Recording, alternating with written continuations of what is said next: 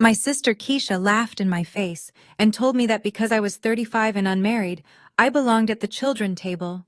She snapped her fingers at me like I was a servant at her own engagement party. My mother just stood there and nodded, telling me to stop being selfish and move out of the way of the happy couple. They thought I was just Maya the disappointment. Maya the spinster who lived in a small apartment and drove a rental car. They had absolutely no idea that I owned the very building they were standing in. They did not know that the restaurant staff they were ordering around were actually my employees. By the end of this night, the police would be called, the wedding would be cancelled, and my family would learn exactly who held the keys to their future. My name is Maya, and this is the story of how a single dinner destroyed my toxic family forever. Before I tell you how I kicked my entire family out of my own restaurant, please hit that subscribe button and like this video. If you have ever been treated like an outsider by your own blood, let me know your story in the comments below. We need to support each other. The humidity of the Atlanta evening clung to my skin as I handed my keys to the valet. I took a deep breath, smoothing down the lapels of my tailored blazer. I had debated not coming at all. For years, every family gathering had been a minefield of passive-aggressive comments and outright disrespect. But this was Keisha's engagement party. She was my baby sister. Despite everything, a small, foolish part of me still hoped that maybe, just maybe, this time would be different.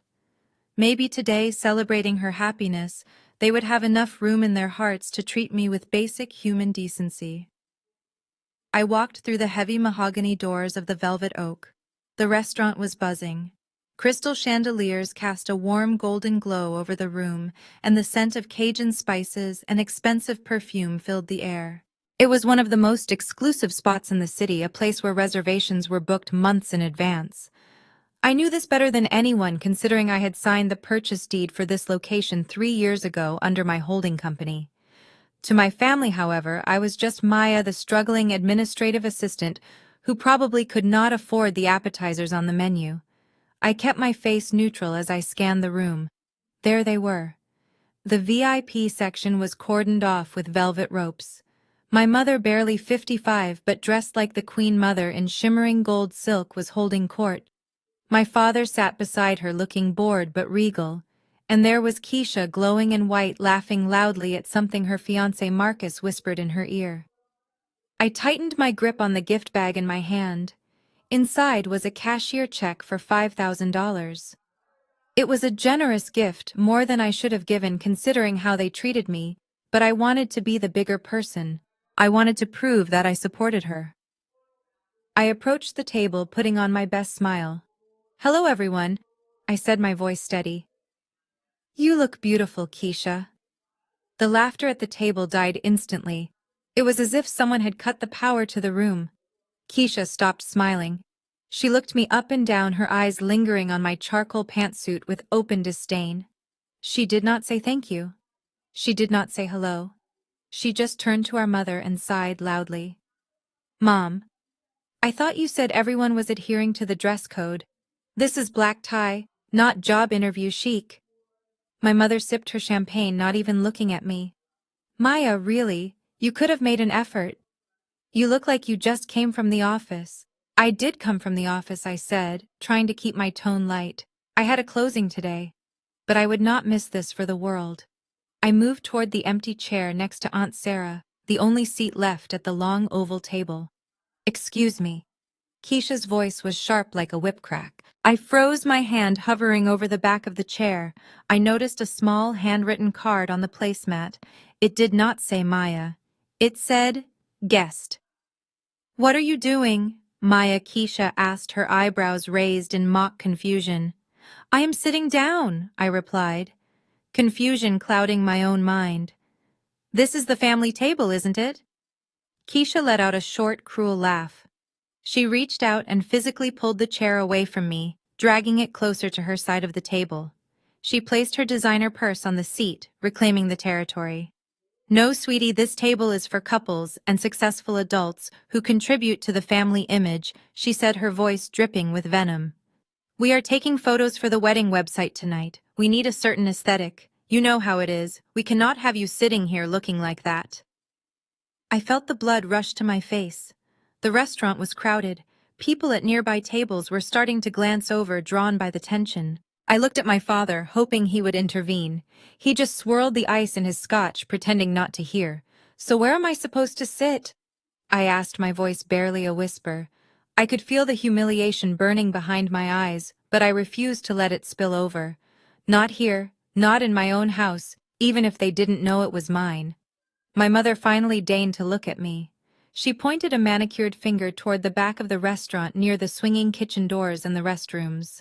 There is a table set up for the nieces and nephews, my mother said dismissively. Table 10, it is better for you there.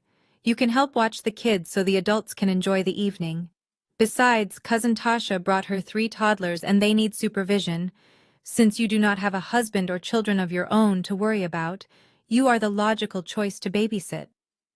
I stared at her, stunned into silence. I was 35 years old. I ran a multi-million-dollar real estate empire. I had been featured in Forbes under a pseudonym to protect my privacy, and my mother was banishing me to the children table to wipe noses and cut meat for toddlers while they drank champagne. Mom, I am not a babysitter, I said, my voice trembling slightly. I am Keisha's sister. I should be sitting with the family. You are ruining the mood, Maya, Keisha snapped. Stop making everything about you. This is my night. Why do you always have to be so difficult? Just go sit at table 10 and stop embarrassing us. Or you can leave. Honestly, nobody would notice the difference. The cruelty was breathtaking. It wasn't just a rejection, it was an erasure. They were erasing me from the family narrative right there in public.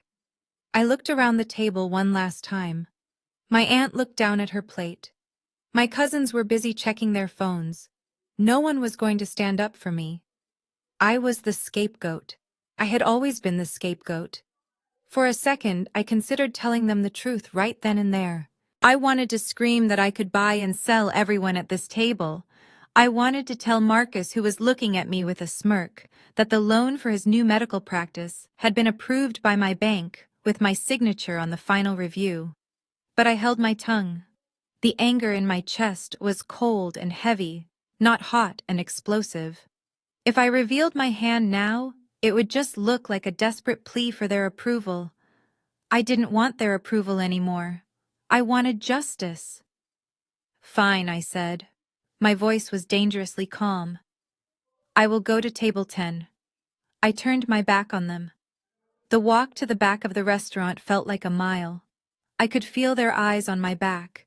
I could hear Keisha giggling and the clinking of glasses as they toasted to their perfect exclusive little world.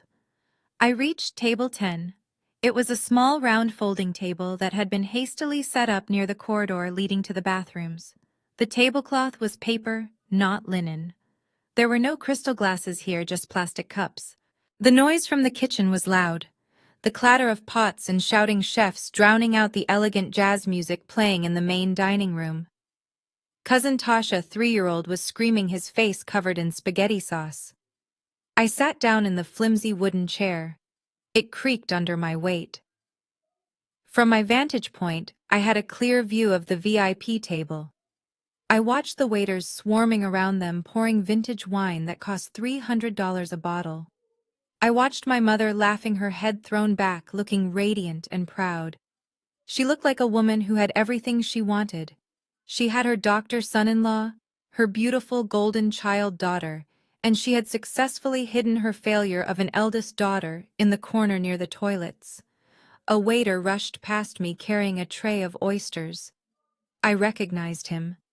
It was David, one of my best shift supervisors. He paused when he saw me, his eyes widening in shock. "Miss Robinson," he whispered, almost dropping the tray. "What on earth are you doing back here? We have the owner's suite prepped upstairs if you need it. Why are you sitting at the overflow table?"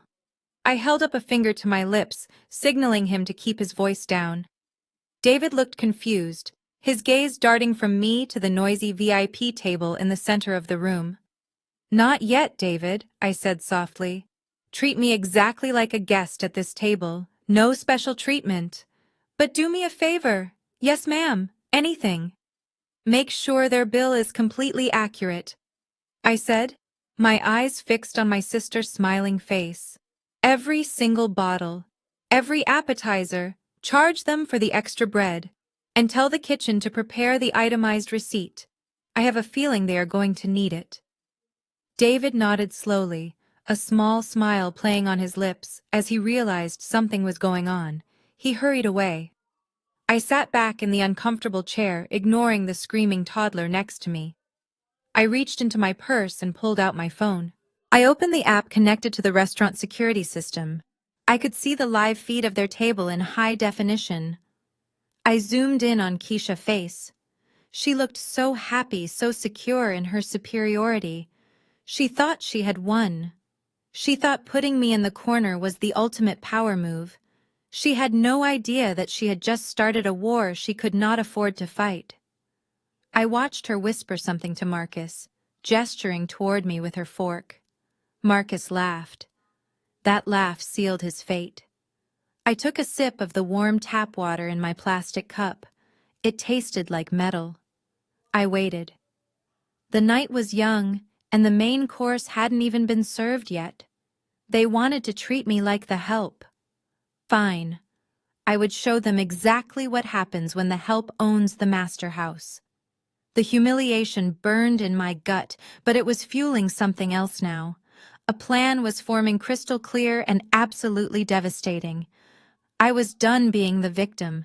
Tonight, the scapegoat was going to become the wolf. From my exile at the children's table, I watched the waiters circle the VIP section like sharks smelling blood.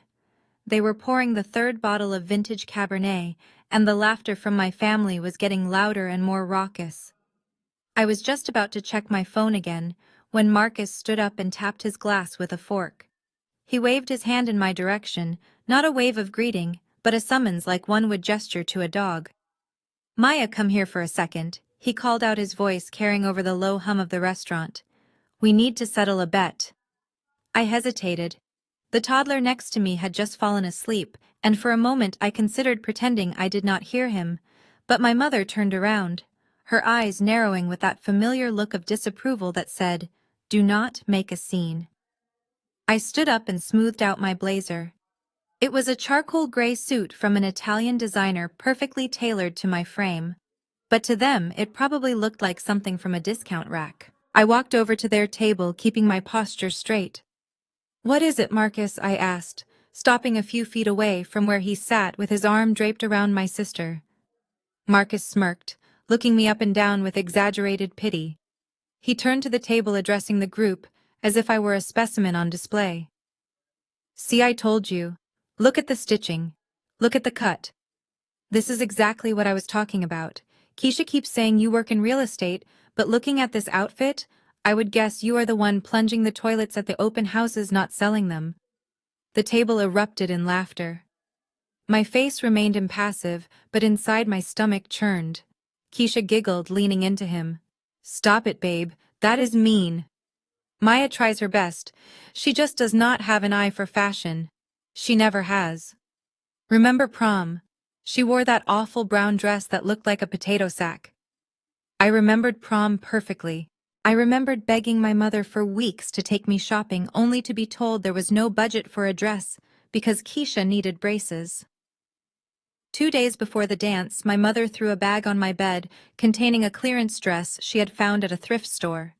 It was 2 sizes too big and smelled of mothballs. I spent the entire night in the bathroom pinning it up with safety pins, while Keisha went to her junior formal the next year in a custom silk gown. That was the last time my parents ever bought me a piece of clothing. Since the day I turned 18, I had clothed myself, fed myself, and put a roof over my head while they poured every spare dime into Keisha. "It is a professional suit, Marcus," I said quietly. "It is appropriate for a workday." My mother scoffed, setting her wine glass down with a sharp clink. "Professional? Maya, you look like the help. Actually, that is an insult to the staff here. Their uniforms are at least pressed. You look like a drab little gray mouse. Honestly, it is embarrassing. People are going to think we could not afford to dress you properly." The irony was so thick I could almost taste it. The suit I was wearing cost more than my mother's entire outfit, including her shoes. But they did not know quality unless it had a giant logo plastered across the chest. They measured worth in flash and noise while I measured it in assets and equity. I was about to turn around and walk away to retreat to the safety of table 10 when disaster struck. Keisha, laughing at another one of Marcus's jokes, threw her head back and flailed her arm. Her hand collided with a full glass of red wine. Time seemed to slow down. I watched the dark crimson liquid arc through the air and splash heavily onto the front of her pristine white engagement dress. For a second, there was absolute silence. Then Keisha screamed. It was a blood-curdling sound, a shriek of pure horror. She jumped up frantically, wiping at the stain, which only smeared it further, turning the white lace into a blotchy purple mess. My dress. My dress is ruined. Get it off. Get it off me. My mother jumped into action, grabbing napkins and dabbing uselessly at the fabric. Oh my God, Marcus, do something. Water. We need club soda. Marcus sat there uselessly, looking stunned. The attention of the entire restaurant was now fixed on our table. Then my mother's eyes locked onto me. Her gaze dropped to my charcoal blazer. Maya, she snapped. Take off your jacket. What? Give her your jacket, my mother demanded, her voice rising to a panic. She cannot stand here taking photos with a giant wine stain on her chest. Your jacket is dark and long enough to cover it. Give it to her, now. I instinctively clutched the lapels of my coat. Underneath, I was wearing a sleeveless silk shell that was perfectly modest, but the air conditioning in the restaurant was freezing. More importantly, this was my property. Mom? No, I said, stepping back. She spilled it. Let her go to the restroom and clean it. My father slammed his hand on the table, making the silverware jump. Do not be selfish, Maya. Look at your sister. She is hysterical. Give her the damn coat. You are just family. Nobody is looking at you anyway. You are invisible. Keisha is the star of the night. Keisha looked at me, tears streaming down her face, mascara running. Please, Maya. I cannot let people see me like this. Just give me the ugly jacket. It matches my shoes anyway. She called my jacket ugly in the same breath she begged for it. It was the perfect encapsulation of our relationship. They despised what I had until they needed it, and then they felt entitled to take it. I looked at the wine stain spreading across her chest like a wound. I looked at Marcus, who was looking at me with expectation, not gratitude. I looked at my mother, who was already reaching out to unzip my blazer without even waiting for my consent. Fine, I said, my voice cold. I unbuttoned the jacket and shrugged it off. The cold air hit my bare arms immediately, giving me goosebumps. I handed the heavy wool blend to my mother, who snatched it without a word of thanks. She immediately draped it over Keisha, buttoning it up to her chin. There my mother soothed, smoothing the lapels of my jacket over Keisha's shoulders. Much better. It is a little big and boxy, but at least it hides the mess. Keisha sniffled, wiping her eyes. Thanks, I guess. God, I hope this cheap fabric does not scratch my skin. I stood there in my sleeveless top, shivering slightly while my family fussed over the girl who had just insulted me. I was stripped of my warmth, my dignity, and my defense.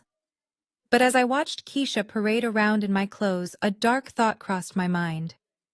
That jacket had my wallet in the inside pocket, and inside that wallet was my ultra-exclusive black card. The same black card that was currently linked to the restaurant's billing system. I smiled a thin, humorless smile. They wanted to wear my success. They had no idea they were about to pay for it. I turned and walked back to table 10, the cold air biting my skin, but the fire in my chest burning hotter than ever. The inspection was over. Now the real show was about to begin. I had barely sat back down on the flimsy folding chair when I saw my mother heading toward me again. She was marching with purpose, her heels clicking sharply against the polished floor. I wrapped my arms around myself, trying to preserve what little body heat I had left without my jacket. I thought she was coming to scold me for making a face, or to tell me I was chewing too loudly, but her eyes were locked on my purse sitting on the table. Maya, give me your car keys, she demanded, holding out her hand palm up. I stared at her, blinking in confusion. Excuse me? The keys to that black Mercedes you pulled up in, my mother said impatiently, snapping her fingers. Marcus is having trouble with his transmission, and Keisha wants to make a grand entrance at the after-party downtown. We cannot have the bride arriving in an Uber. It looks tacky. Since you are just going home to your apartment, you can take a taxi. Marcus will drive the Mercedes and drop it off at the rental agency for you tomorrow morning. I felt a cold knot form in my stomach. It was not just the audacity of the request, it was the assumption behind it. They were so convinced of my mediocrity that they could not conceive of a world where I actually owned a luxury vehicle. In their minds, I must have rented it to impress them, or to fake a success I did not have. Mom, that is not a rental, I said, keeping my voice low so the children at the table would not hear. That is my car. I bought it last month. And no, I am not giving it to Marcus. He is a reckless driver, and I do not trust him with my property. My mother let out a sharp, exasperated sigh, rolling her eyes toward the ceiling. Stop lying, Maya. We all know you cannot afford a car note on an S-Class with an administrative assistant salary. Just give me the keys. Keisha deserves this. It is her special night. Why must you always make everything so difficult?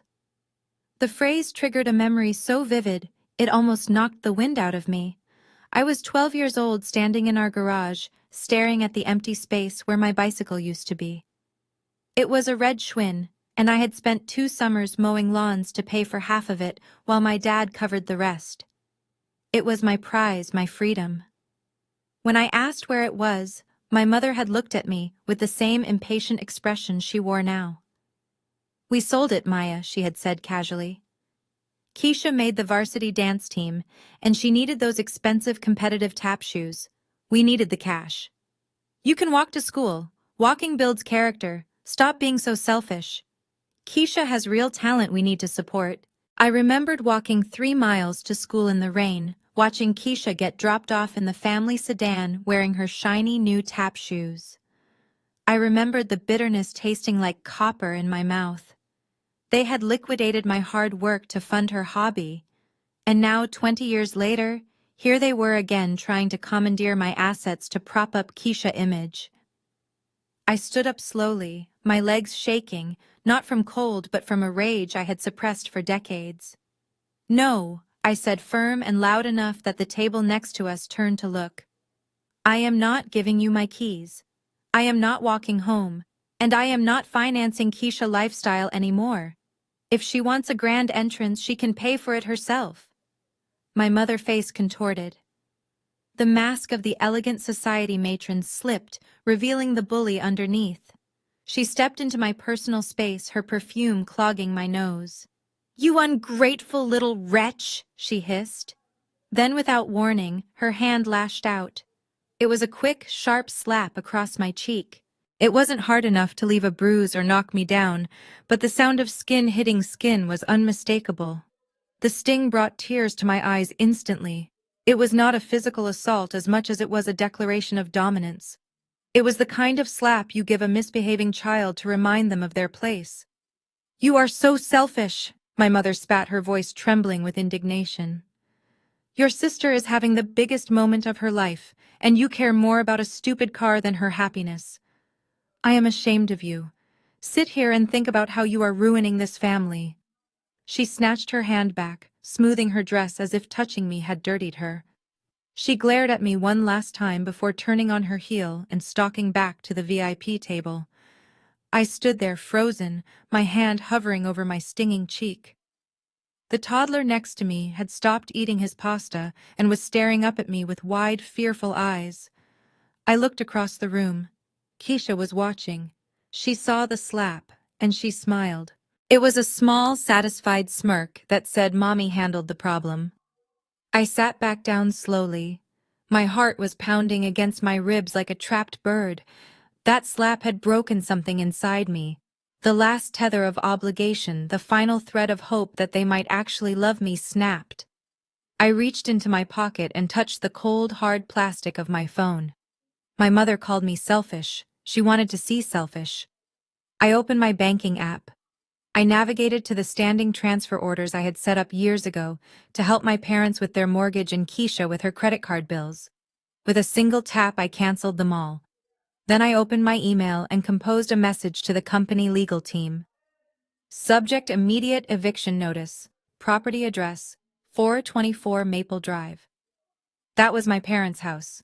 The house they lived in rent-free because I owned the deed. I looked at my mother laughing at the head table, completely unaware that with one slap she had just rendered herself homeless.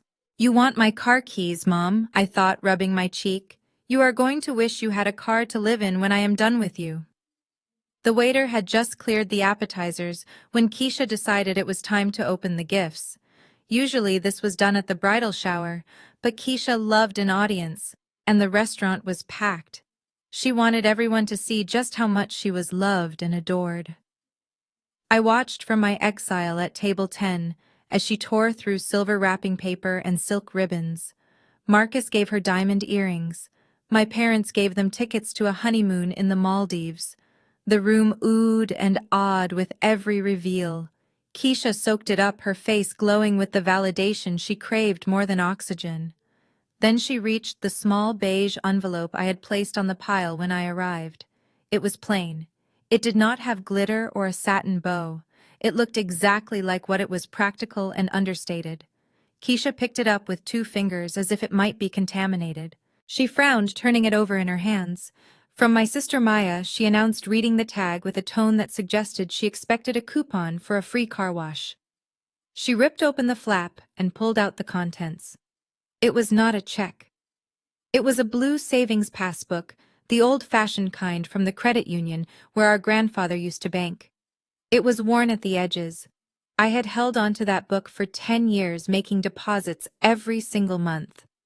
Keisha stared at it for a second and then burst out laughing. "A bank book," she shrieked, holding it up for the table to see. "Are you serious, Maya? What is this? Did you clean out your closet and find this from 1999? My mother leaned over, squinting at the little blue book. "Oh, Lord, that is the account Grandma opened for you when you graduated high school, isn't it? The one with the $20 in it." "Maya, really? This is an engagement party, not a charity drive. You could have at least bought a blender." The table erupted in laughter again. My face burned, but I kept my hands folded in my lap. They had no idea. They did not know that every time I closed a deal, I put a percentage into that account.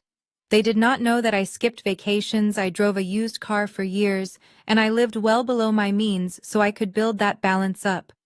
It was meant for Keisha's future children. I wanted my nieces and nephews to have the college fund I never had. I wanted them to start life with a safety net. "Open it," I whispered to myself. "Just open the book, Keisha." If she had opened it, she would have seen the final entry stamped yesterday morning. She would have seen the balance staring back at her. $50,000. It was enough for a down payment on a starter home or a full tuition for a state university. It was a labor of love, accumulating interest in silence. But Keisha did not open it. She did not even look inside. She saw the tattered cover and made a judgment. To her, value had to shine. It had to sparkle. If it was old, it was worthless. She tossed the book over her shoulder. It hit the floor with a soft thud, landing near the waiter's shoes. "I do not need your pocket change," Maya, Keisha sneered, wiping her hands as if the book had left a residue. "Keep your $20. Buy yourself a cat or something, since you are going to be alone forever. Marcus and I are going to be wealthy. We do not need charity from the family failure." Then she did something that made my blood run cold. She stood up to model her earrings, and as she adjusted her skirt, her heel came down squarely on the little blue book. She twisted her foot, grinding the heel into the cover. "Oops," she giggled, looking down. "I think I stepped on your life savings. Sorry." Marcus laughed, pouring more champagne. "Leave it there, babe. The janitor will sweep it up later." I stared at the book under her shoe. That was 10 years of my love. That was 10 years of me trying to be a good big sister, trying to look out for her future even when she treated me like dirt. And she was standing on it. She was crushing it into the floorboards without even knowing its worth. A strange calm settled over me. It was the calm of a soldier who realizes the peace talks have failed, and the only option left is total war. I picked up my phone again. I logged into the bank app connected to that passbook. With 3 taps, I transferred the entire $50,000 back into my primary checking account. The balance on the physical book under her foot remained printed on the paper, but the money was gone. It was mine again. If she wanted to treat my gift like trash, then trash it would be. You are right, Keisha, I thought, watching her stomp on the empty book. You do not need my charity, and you will never ever get it again. I signaled the waiter, David, who was hovering nearby, looking horrified on my behalf. He rushed over, his eyes darting to the VIP table where my family was celebrating their cruelty. Miss Robinson, he whispered, do you want me to retrieve that book for you? No, David, I said, my voice steady and loud enough for the microphone on the security camera to pick up. Let her step on it. It is just empty paper now. But David, bring me the wine list. The reserve list. David's eyes widened. The reserve list contained bottles that cost more than my father's car. Yes, ma'am, he stammered. Which bottle? I looked at Keisha, who was now taking selfies, ignoring the gift she had just desecrated. Bring me the Chateau Margaux, 1787, I said. And bring a glass for me and one for you. We are going to celebrate. Celebrate what, Ms. Robinson? I smiled, and for the first time that night, it reached my eyes. We are going to celebrate the fact that I just saved $50,000. And David, while you are at it, make sure the kitchen stops the order for the wedding cake. Since my sister thinks my contributions are worthless, I would hate to burden her with a cake I paid for. David nodded, a look of fierce loyalty on his face. Consider it done.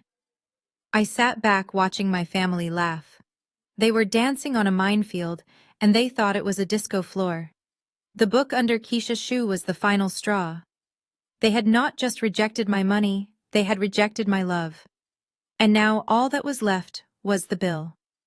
Just as David poured the ruby-red wine into my glass, a man with a camera large enough to be a telescope burst into the dining room. It was Pierre, the photographer Keisha had insisted on hiring because he had shot the mayor's wedding last spring. He was frantic, clapping his hands and directing his assistants to set up lighting umbrellas around the VIP table. All right, beautiful people, let us capture the magic, Pierre shouted, waving his arms. I need the happy couple in the center, parents flanking them. Let us get the dynasty shot. The room scrambled into motion. My father buttoned his jacket, hiding his paunch. My mother fluffed her hair, checking her reflection in a spoon. Keisha pulled Marcus down by his tie, ensuring his face was level with hers for the perfect angle. It was a production, a performance of wealth and happiness designed for social media consumption. I stood up from my exile at table 10. Despite the slap, despite the stolen car keys, and despite the crushed bank book, I was still a member of this family. I was the eldest daughter. In every family portrait we had taken since I was born, I had stood in the back row, usually blocked by someone taller, but I was always there. It was instinct. I walked toward the group, smoothing down the silk shell I was wearing since my mother had stolen my blazer. Pierre looked at me, then looked at the group. And who is this lovely lady, he asked, gesturing for me to squeeze in next to my aunt. Before I could take another step, my mother moved. She did not just step in front of me, she physically blocked my path, her body acting as a human shield between me and the camera lens. She put a hand on my bare shoulder, her grip tight and warning. Oh no, Pierre, my mother said, her voice sugary sweet, but her eyes icy cold as they bored into mine. Maya is not in this one. This is for the immediate family and the bridal party. We want to keep the aesthetic cohesive. But I am immediate family, Mom. I whispered, the humiliation rising in my throat like bile. I am her sister. My mother leaned in close, her lips barely moving so the others would not see the venom she was spewing. Look at you, Maya. You are wearing a sleeveless gray top. You look like a secretary. Everyone else is in gold and white. If you stand in this picture, you will ruin the composition. You darken the photograph. You look like a storm cloud hovering over a sunny day. Just step back. Go back to your table.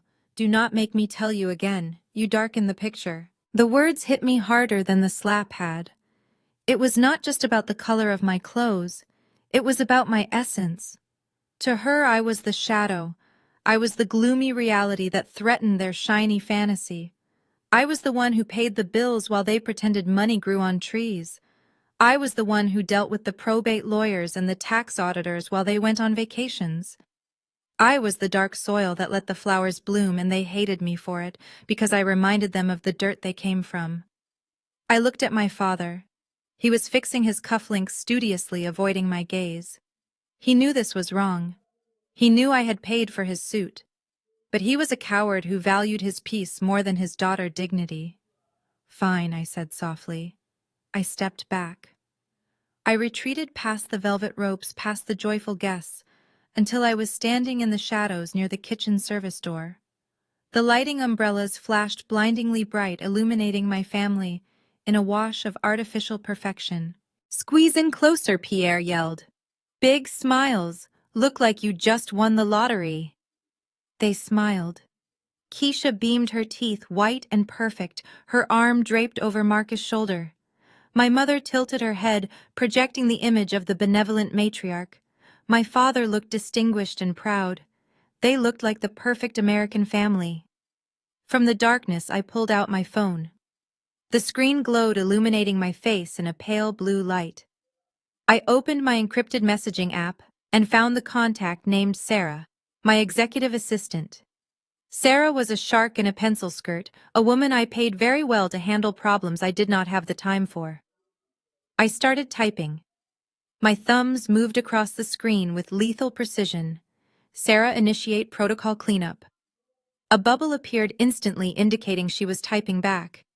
"Ms. Robinson, are you sure? That protocol involves liquidating the familial assets and serving the eviction notices. It is a nuclear option." I looked up at the photo session. Keisha was now doing a solo shot, holding her hand out to show off the ring. The ring Marcus bought with a loan I had approved.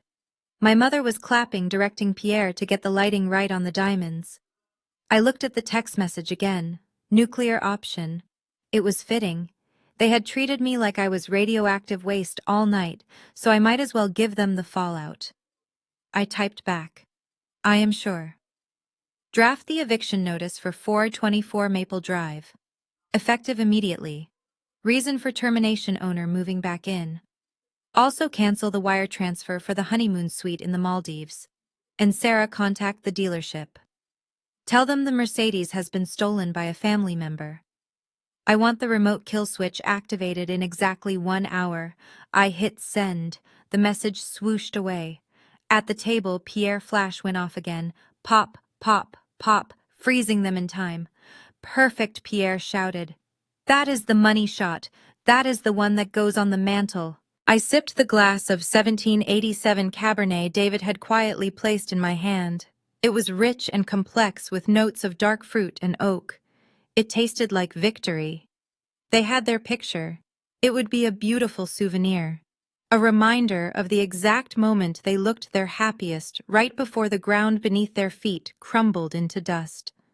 I stood in the dark just like my mother wanted, but she forgot one thing about the dark. It is where the monsters hide, and tonight, I was the monster she had created. The camera flashes finally died down, leaving purple spots dancing in my vision as my family settled back into their plush leather seats. They were buzzing with the adrenaline of their own vanity, their faces flushed with self-importance. I retreated to my wobbly folding chair at table 10, where the toddler next to me had successfully covered himself in marinara sauce. I picked up my plastic cup of lukewarm tap water and watched the show unfold. Just as the appetizers were hitting the table, a platoon of waiters emerged from the kitchen, led by the head sommelier, a man named Antoine, who took his job more seriously than a heart surgeon. He was carrying a bottle cradled in his arms like a newborn baby. It was the Chateau Margaux I had requested. The bottle was dusty, implying its age and value, and Antoine presented it to the table with a reverence that silenced the room.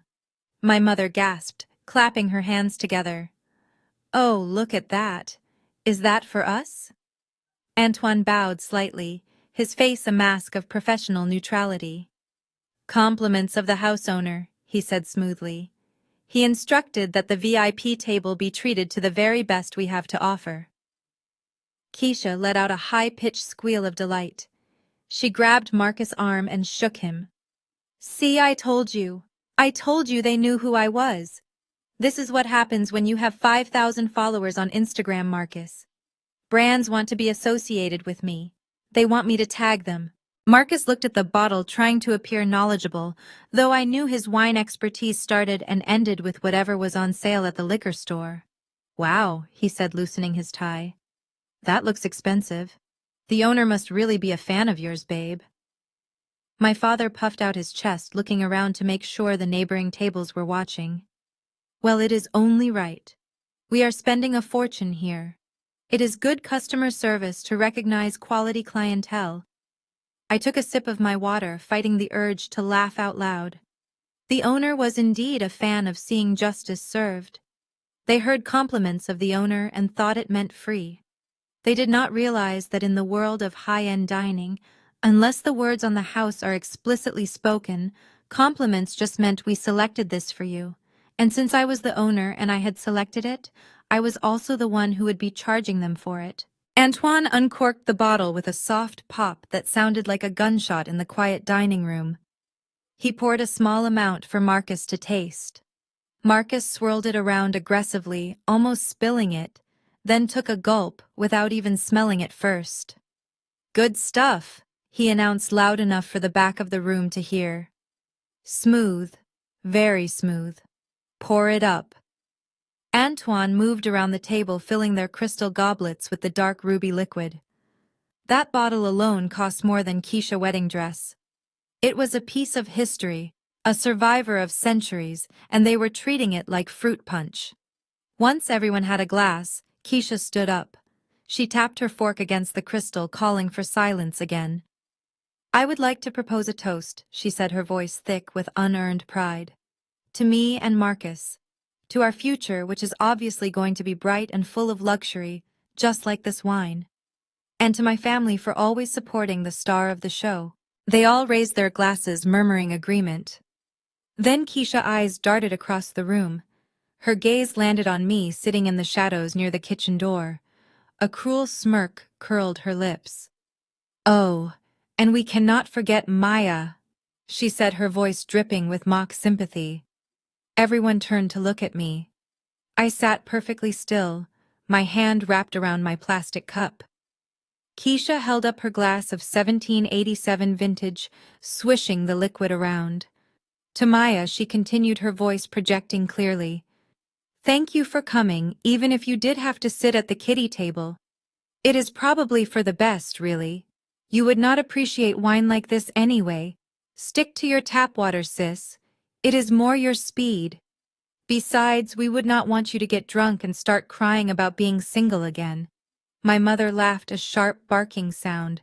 "Oh, stop it, Keisha. You are terrible." "But she is right, Maya. Hydrate. You have a long drive back to your apartment later, since you do not have a car here." Marcus raised his glass in my direction, his face flushed with the wine I was paying for. "Cheers, Maya. Enjoy the water." They clinked glasses, the crystal chiming beautifully. They drank deeply, gulping down hundreds of dollars with every swallow. I watched them wipe their mouths, unaware that they were drinking liquid gold on a credit line that did not exist. I raised my plastic cup in a silent toast back to them. "Enjoy it," I thought. "Drink every last drop, Keisha, because that glass you just downed cost $600.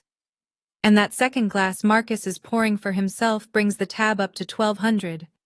The irony was delicious, more satisfying than any wine could ever be. They were mocking me for my poverty while consuming my wealth. They were laughing at my water while drowning themselves in debt. I took a slow, deliberate sip of my water. It was cool and refreshing. It tasted like clarity. Let them have their moment. Let them get drunk on their own ego. The higher they climbed, the harder the fall would be, and I was the one controlling the gravity. Antoine caught my eye from across the room as he placed the empty bottle back in the ice bucket. He gave me the slightest, almost imperceptible nod. He knew. I knew. And soon, they would know too. I checked my watch. The appetizers were being cleared. The main course was coming. And so was the bill. The vintage wine had done its job perfectly. It had loosened their inhibitions and sharpened their cruelty, turning the dinner table into a courtroom where I was the defendant and they were the executioners. My Aunt Brenda, who had been knocking back the expensive Cabernet like it was grape juice, set her glass down with a heavy thud. She wiped her mouth with a linen napkin, leaving a smear of red lipstick that looked like a fresh wound. She turned her gaze toward me, and the air at table 10 suddenly felt very thin. "Speaking of assets and finances, Maya," she said, her voice loud and slurrying slightly. "When are you going to finally do the right thing regarding your grandmother house? Or should I say the house you stole from your own mother?" The conversation at the VIP table stopped. Even the waiters seemed to freeze. This was the elephant in the room, the dark secret they had been whispering about behind my back for 3 years. My mother let out a dramatic sigh, looking down at her hands as if she were too overcome with grief to speak. She played the part of the victim so well I almost applauded. "Do not bring it up, Brenda," she said, her voice trembling. "You know it hurts me too much. To think that my own daughter would manipulate my dying mother. It breaks my heart." Keisha jumped in immediately, sensing an opportunity to twist the knife. "No, Mom, we need to talk about it. Marcus and I were driving past the Maple Drive house yesterday. It is a beautiful property. It has 4 bedrooms, a wraparound porch, and a huge backyard. It would be the perfect place for us to start our family. But we cannot, because Maya has her claws in it." I gripped my plastic water cup so hard the sides began to crack. The audacity was breathtaking. They were talking about the house my grandmother built with her own hands, as if it were a prize they were entitled to. My father looked over at me, his eyes cold. "You know, Maya, that house was supposed to go to your mother. It is the natural order of things. Parents leave to their children, not their grandchildren. You took advantage of your grandmother's confusion in her final days. You shoved a paper in front of a woman with dementia and made her sign away her legacy. It is disgusting, honestly." I sat there listening to their rewritten history, and I felt a fire burning in my chest. They called it dementia. I called it clarity. I remembered the day Grandma signed the deed over to me. She did not have dementia. She was sharp as a tack until the very end. She had called me over to her hospice bed, her hands shaking not from age but from fear. "Maya," she had whispered, pulling a hidden file from under her mattress. "You have to save the house. Your mother has debts, Maya, bad debts. If she gets this house, she will sell it within a week and take the money to the casino. She will gamble away 50 years of my hard work on slot machines and poker tables. You are the only one who respects what I built. Promise me you will keep it safe." I promised her. I signed the papers with her lawyer present while my mother was out at the bingo hall blowing her paycheck. When Grandma died and the will was read revealing I was the sole owner, my mother screamed for 3 hours straight. She did not cry for her mother. She cried for the jackpot she had lost. But I could not say any of that. If I brought up my mother's gambling addiction here at her golden child engagement party, she would deny it and paint me as a liar. So I stayed silent. Aunt Brenda pointed a finger at me. "You should be ashamed, Maya. Your sister is starting a life. She needs that house. You are single. You live in that tiny apartment downtown.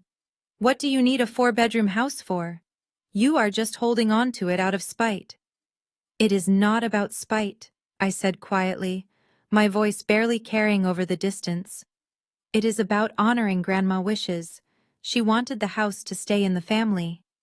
Keisha scoffed. "Exactly. Stay in the family. I am family. Marcus is family. You are just the hoarder keeping us out.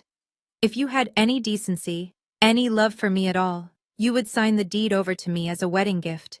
It is the least you could do after showing up here in that ugly suit and embarrassing me." Marcus leaned back in his chair, crossing his arms. It makes sense, Maya. We did the math. If we sell that house, we could invest in my clinic and buy a modern condo in the city. That old place is just sitting there gathering dust. It is a waste of capital. A waste of capital. That was all it was to them.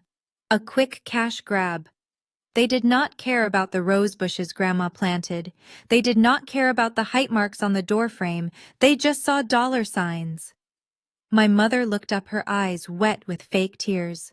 Please, Maya, just fix this. Sign the house over to Keisha. Let me have peace knowing my mother legacy is going to the child who actually deserves it. It is what your grandmother would have wanted if she were in her right mind. The injustice was so heavy it felt like it was crushing my lungs. They were accusing me of the very crime they were trying to commit. They were the thieves, the manipulators, the greedy vultures circling a carcass. And I was the villain for standing guard. I looked at my mother, seeing the desperation behind her performance. She did not just want Keisha to have the house, she wanted access to the equity. She probably already had debts piling up again, debts she planned to pay off once Keisha sold the property. I took a deep breath. They wanted the house. They wanted to take the one thing Grandma had trusted me to protect. I am not signing anything, I said firmly. The house stays with me. My father slammed his hand on the table again. Then you are dead to us. You hear me? If you walk out of here without doing the right thing, do not bother coming to the wedding. Do not bother coming to Christmas. You are choosing a pile of bricks over your own flesh and blood. I looked at them, really looked at them. They were not my flesh and blood. They were parasites, and parasites hate nothing more than a host that finally fights back. I picked up my phone. I saw a notification from my assistant Sarah. The eviction notice for the house my parents were currently living in, which I also owned, was drafted and ready to be served. You are right, Dad, I thought. I am choosing bricks. Because bricks are loyal. Bricks do not lie. And bricks certainly do not try to gaslight you into giving up your inheritance. You want to talk about housing, I whispered to myself. Let us talk about where you are going to sleep tonight when I kick you out of mine. The silence that followed my refusal to hand over the house deed was heavy and suffocating. My father was staring at me with a vein throbbing in his temple, and my mother looked as if I had just slapped her across the face. But it was Marcus who broke the tension. He leaned back in his leather chair, swirling the expensive wine I was paying for, and let out a low, cruel chuckle that sounded like gravel grinding together.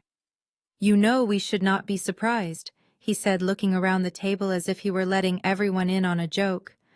Maya has always had a problem with seeing other people happy, especially when that happiness involves me. Keisha looked up, wiping a fake tear from her cheek. What do you mean, babe? Marcus smirked, his eyes locking onto mine with a predatory glint. He set his glass down slowly, enjoying the attention. Come on, Keisha, think about it, he said, his voice smooth and slippery like oil. Why is she so adamant about keeping the house? Why did she show up here looking like a mess? Why is she sitting in the corner giving us death stares? It is not about the house, Keisha. It is about us. Or more specifically, it is about me. I felt a cold shiver run down my spine. I knew exactly where he was going with this. 2 years ago, at a 4th of July barbecue, Marcus had cornered me in the kitchen while Keisha was outside lighting sparklers. He had been drunk, smelling of cheap beer and desperation. He had tried to kiss me, pressing me against the counter, telling me that Keisha was fun, but I was the kind of woman a man could build an empire with. I had shoved him away so hard he stumbled into the refrigerator. I never told Keisha because I did not want to break her heart. I thought I was protecting her. Now I watched as he twisted that memory into a weapon. Tell them, Maya, Marcus challenged, raising an eyebrow. Tell them about the barbecue 2 years ago. Tell them how you cornered me in the kitchen. Tell them how you begged me to leave Keisha because you thought you were better suited for a doctor. The air left the room. My mother gasped, covering her mouth with her hand. Keisha turned to me slowly, her face twisting into a mask of pure disgust. Is that true? She whispered. Did you try to steal my fiancé? I opened my mouth to defend myself, to scream the truth, but Marcus cut me off. Of course she did, babe, he said, reaching out to stroke Keisha's hair. She threw herself at me. She said you were too immature. She said a man like me needed a real woman. I turned her down obviously. I told her I loved you and that she needed to respect her little sister. That is why she hates us. That is why she is hoarding the house. It is simply a woman scorned. She cannot stand the fact that I chose you over her. The table erupted. It was not a chaotic noise but a unified chorus of judgment. My father shook his head, looking at me with profound disappointment. I knew you were jealous, Maya, but this is a new low, trying to seduce your sister, man. Have you no shame? My mother looked vindicated. So that is it, she said, her voice trembling with self-righteous anger. You are not just greedy. You are bitter. You want to punish Keisha because she has the life you want. You are pathetic, Maya. Absolutely pathetic. I sat there at my little folding table near the kitchen, and I felt the weight of their hatred. It was a perfectly constructed lie. It played into every insecurity they had about me. To them, I was the lonely, desperate spinster who would do anything to get a crumb of the affection they showered on Keisha. Marcus knew this. He knew that in the court of family opinion, his word as the successful doctor fiancé would always outweigh the word of the invisible daughter. Keisha stood up, shaking. You are disgusting, she spat at me. I do not want your house. I do not want your money. I just want you to stay away from us. You are a predator, Maya. A sad, lonely predator. I looked at Marcus. He was smiling that same smug smile he had worn when he asked for my car keys. He thought he had buried me. He thought that by painting me as the villain, he had secured his position as the hero. But as I looked at him, I did not see a hero. I saw a number. Specifically, I saw the number 642. That was his credit score. I looked down at my phone where my assistant Sarah had just forwarded me the background check I had requested earlier. I scrolled past the lies he told my family about his successful practice. I scrolled past the photos of the luxury vacations he supposedly paid for, and I landed on the truth. Marcus was not just a liar. He was broke. He was drowning in debt. He had 3 maxed-out credit cards, a car loan that was 3 months behind, and a gambling problem that had eaten through his savings. The loan for his new clinic, the one he bragged about all night, had not been approved because of his brilliance. It had been approved because I flagged it for review, wanting to see the financials before I rejected it. I was the only reason the bank hadn't foreclosed on his leased BMW yet. I looked up from my phone and met his gaze. I did not scream. I did not cry. I did not try to defend myself against his disgusting fabrication. Instead, I smiled. It was a small, cold smile. The kind of smile a shark gives before it drags you under. You have a vivid imagination, Marcus, I said, my voice calm and steady, cutting through the noise of their insults. But you should be careful. Stress is bad for your health, especially when you are already under so much financial pressure. Marcus blinked, his smile faltering for a fraction of a second. What are you talking about? He snapped. Oh, nothing, I said, taking a sip of my water. Just that building an empire takes capital, Marcus. Real capital. Not just lines of credit that are about to be revoked. He went pale. He knew that I knew. But he could not say anything without exposing himself. He had to sit there and let the fear take root in his gut. My family continued to glare at me, thinking I was defeated. They did not realize that I was not the one trapped in the corner. They were trapped in a cage with a man who was lying to them about everything, and I held the key to the lock. Let them believe I am the villain, I thought. Let them think I am the jealous ex. It will make the moment I ruin him so much sweeter. I tapped my phone screen, sending a quick message to the bank fraud department flagging Marcus' recent loan application for immediate audit. The appetizers were finished, the main course was arriving, and the side dish I had prepared was going to be served cold. The silence following my comment about Marcus and his financial stress was heavy enough to crush a lesser woman, but I just sat there sipping my water. My father, who had been relatively quiet for most of the evening, finally decided that he had heard enough. He cleared his throat, a deep rumbling sound that used to command respect when I was a child. He set his fork down with deliberate precision and turned his entire body toward me. The jovial mask he wore for the photos was gone, replaced by the stern, unforgiving expression of the patriarch who was losing control of his ship. "Enough of this nonsense," Maya, my father, said, his voice low and vibrating with authority. "I am tired of your petty jealousy and your cryptic threats.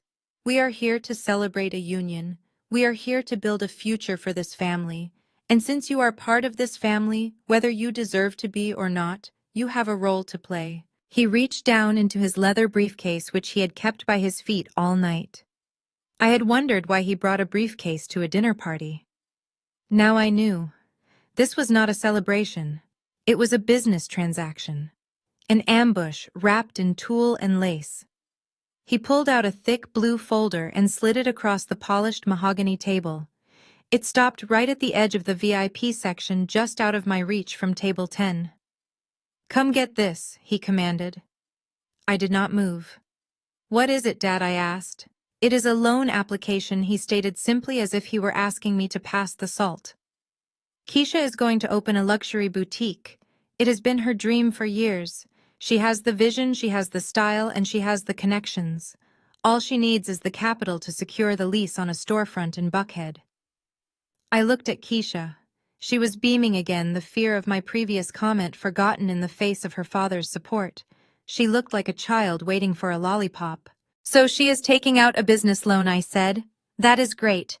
Good luck with the underwriting process." My father's eyes narrowed. "Do not play dumb with me, Maya. You know perfectly well that banks are difficult these days.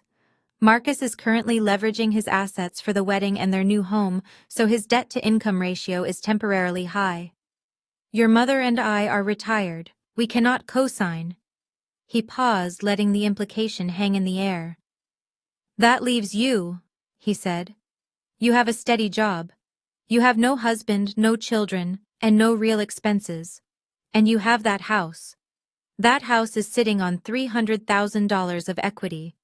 We need you to co-sign this loan and put the deed to Grandma House up as collateral." I felt like I had been punched in the gut. It was not just that they wanted money. They wanted me to gamble my grandmother legacy on a boutique run by a girl who had never worked a full-time job in her life.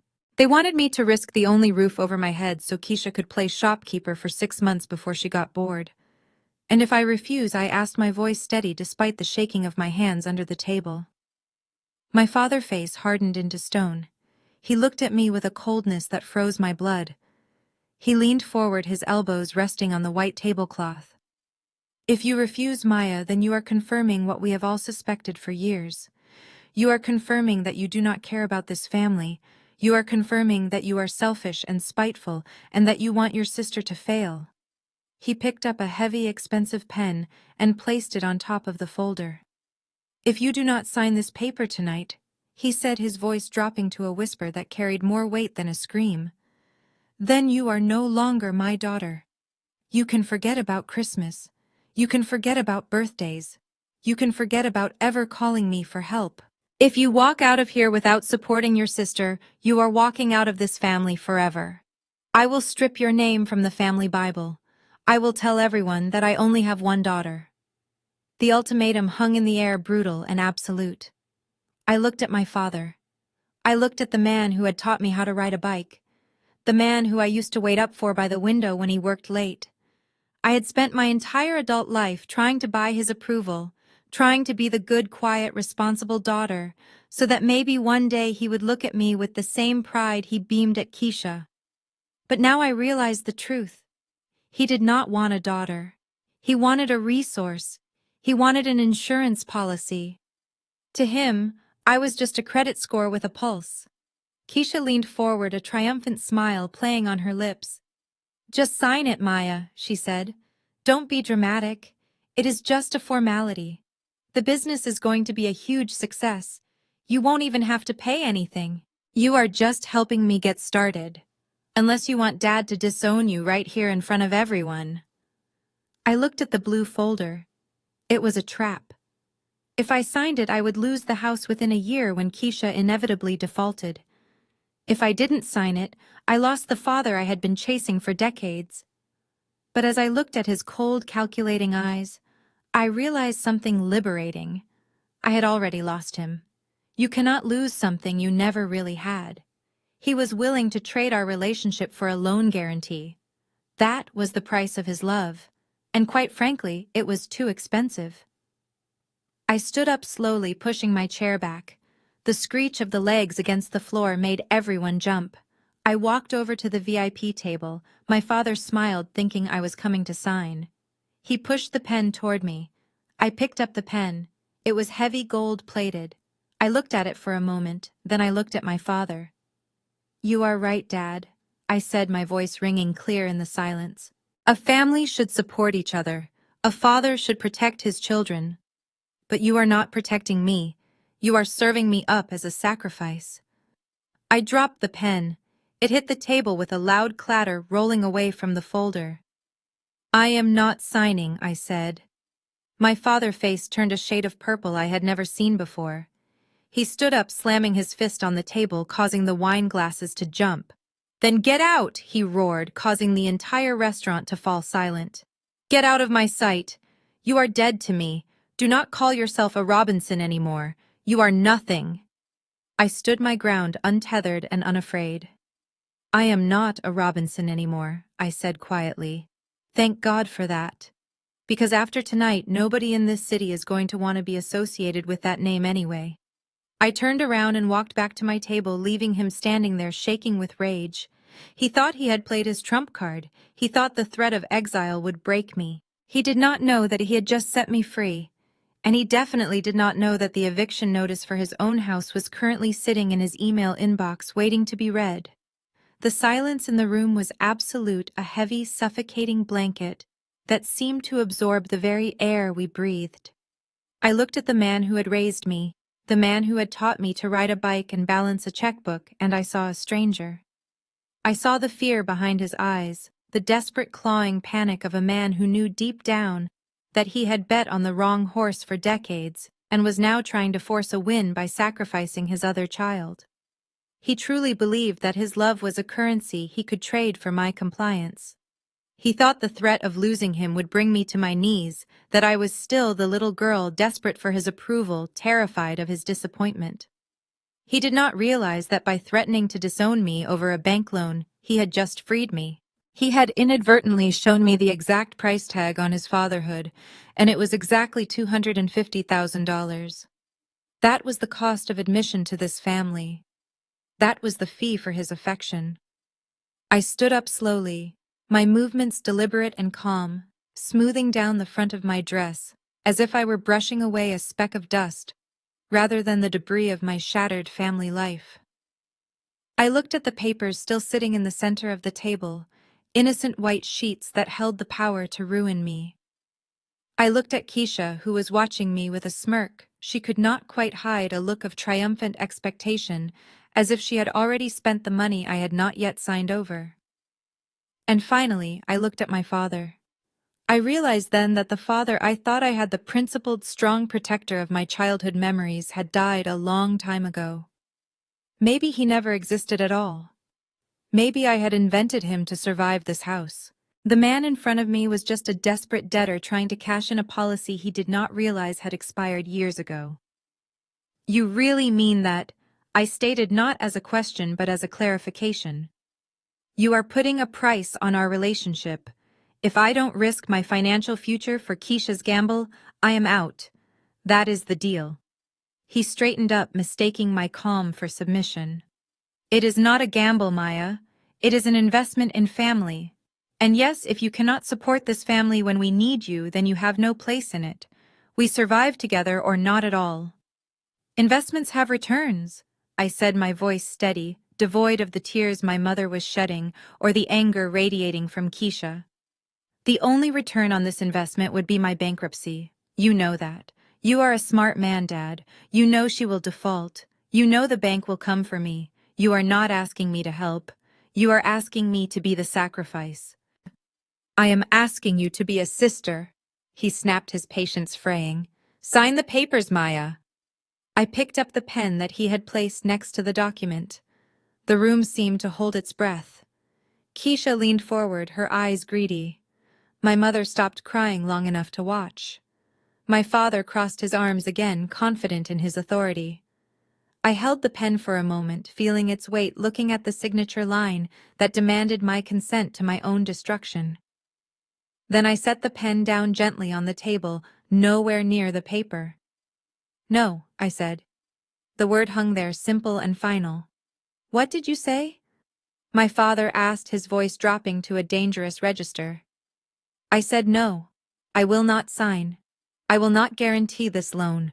I will not light myself on fire just to keep Keisha warm for another 6 months until she burns through this money like she did the last time and the time before that.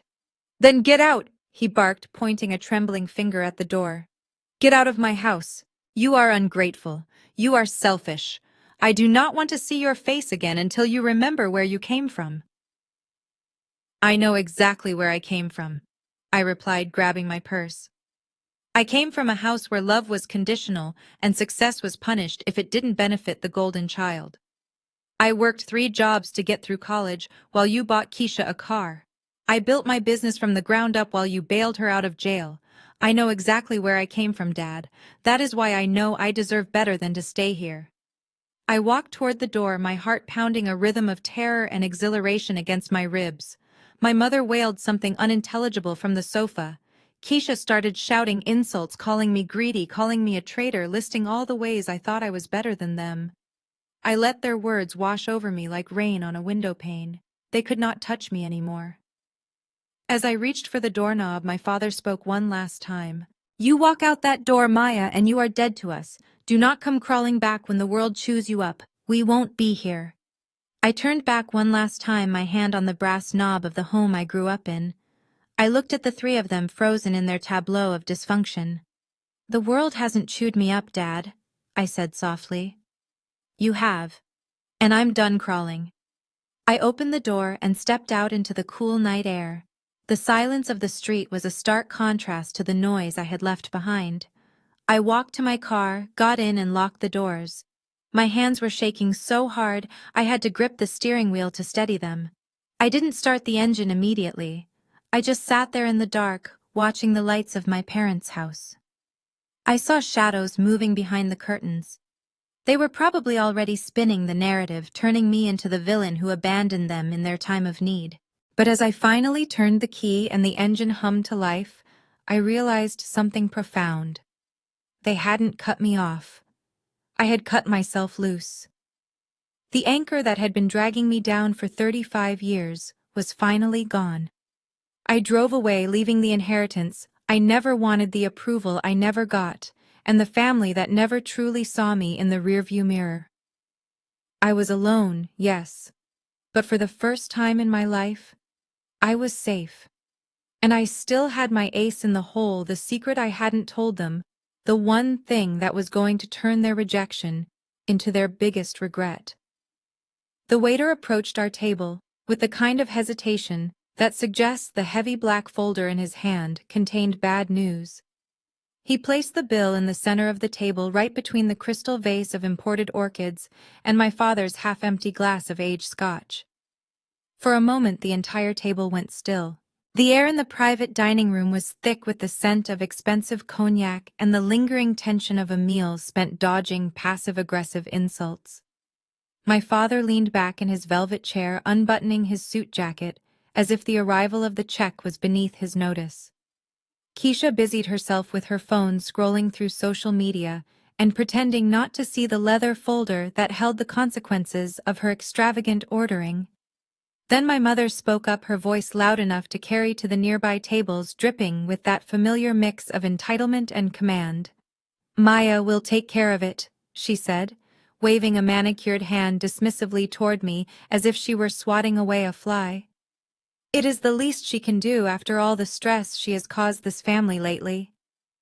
She did not even look at me when she said it. She just reached for her compact mirror to check her lipstick, assuming that the dynamic of our lives remained unchanged. She assumed that I would bow my head, suppress my anger, and pay the price for their affection just as I always had. I looked at them. I really looked at them. There was no gratitude in their eyes, only a cold, hard expectation. To them I was not a daughter or a sister. I was an unending resource, a safety net they could abuse without fear of it breaking. I reached out and took the folder. I could feel the collective release of breath around the table. They thought they had won. They thought that despite my earlier defiance regarding the loan, I would crumble under the pressure of a public setting and the watchful eyes of the restaurant staff. I opened the folder and looked at the total. The number printed at the bottom was staggering. $32,400. It was obscene. In one evening they had consumed more than most families earn in 6 months. I ran my finger down the itemized list, seeing the greed printed in stark black ink. Keisha had ordered 2 different appetizers, and the lobster, most of which she had barely touched. My father had ordered a bottle of vintage champagne that cost more than my first car to toast a business deal that I knew didn't exist. My mother had ordered the special tasting menu with the wine pairing. And there at the very bottom was my order: a garden salad and a sparkling water. I slowly closed the folder. The sound of the leather snapping shut echoed like a gunshot in the quiet room. I stood up and the heavy wooden chair legs scraped against the parquet floor, drawing the attention of the restaurant manager, who was hovering nearby. My mother smiled, that tight, victorious smile of hers, snapping her compact shut. "I saw you were sensible," she said, already gathering her purse. "Thank you for dinner, dear. It was lovely." I reached into my own purse, but I did not pull out the platinum credit card they were all waiting for.